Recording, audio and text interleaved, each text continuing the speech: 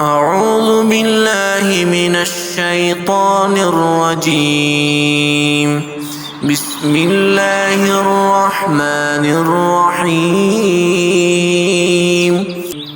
ألم تر كيف فعل ربك بأصحاب الفيل؟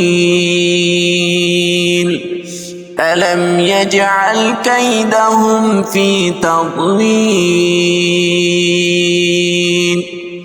وأرسل عليهم طيرا أبابيل ترميهم بحجارة من سجيل